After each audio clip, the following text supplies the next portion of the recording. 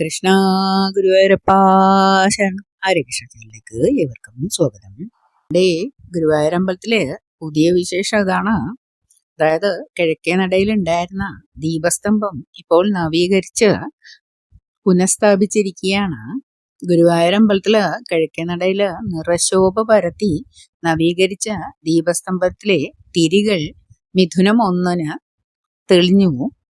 ദീപസ്തംഭത്തിലെ എല്ലാ തിരികളും തെളിച്ചപ്പോൾ അത് കണ്ടുനിന്ന ഭക്തരുടെ മനവും നിറഞ്ഞു. മിഥുനം 1 അതായത് ജൂൺ 15-ാം തീയതി സന്ധ്യയ്ക്ക് 6:30 കിഴക്കേനടയിലെ ദീപസ്തംഭത്തില് തിരി തെളിഞ്ഞത്. 119 വർഷങ്ങൾക്ക് മുമ്പ് ഈ ദീപസ്തംഭം വഴിപാടായി സമർപ്പിച്ച സർ ചേറ്റൂർ ശങ്കരൻ നായരുടെ കുടുംബത്തിലെ ഇളമുറക്കാരുടെ സാന്നിധ്യത്തിലായിരുന്നു സമർപ്പണ ചടങ്ങ്. ദേവസ്വം മന്ത്രിയാണ് തിരിതെളിച്ചത്. മിഥുനം 1 ഗുരുവായൂർ ക്ഷേത്രത്തിലെ കിഴക്കേ നടയിലെ നവീകരിച്ച ദീപസ്തംഭം ഭഗവാന് സമർപ്പിച്ചു. നമ്മുടെ ഗുരുവായൂരപ്പ ഭഗവാന്റെ സന്നിധിയില് സായാഹ്നത്തിലെ ദീപങ്ങൾ തെളിയുമ്പോൾ ഇവിടെ അനുഭവപ്പെടുന്നത് വെറും പ്രകാശമല്ല, ആയിരക്കണക്കിന് ഭക്തരുടെ വിശ്വാസവും പ്രാർത്ഥനകളുമാണ്. ഇനി ഗുരുവായൂരമ്പലത്തിലേക്ക് പോകുമ്പോൾ നമുക്ക് ഏവർക്കും പുതുതായി നവീകരിച്ച് സ്ഥാപിച്ചിട്ടുള്ള ഈ ദീപസ്തംഭവും കാണുവാൻ സാധിക്കട്ടെ എന്ന് ആശംസിക്കുന്നു.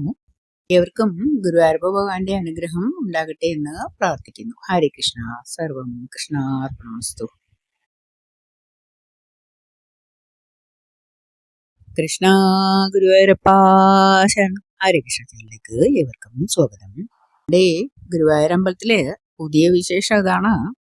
അതായത് കിഴക്കേ നടയിൽ ഉണ്ടായിരുന്ന ദീപസ്തംഭം ഇപ്പോൾ നവീകരിച്ച് പുനഃസ്ഥാപിച്ചിരിക്കുകയാണ്.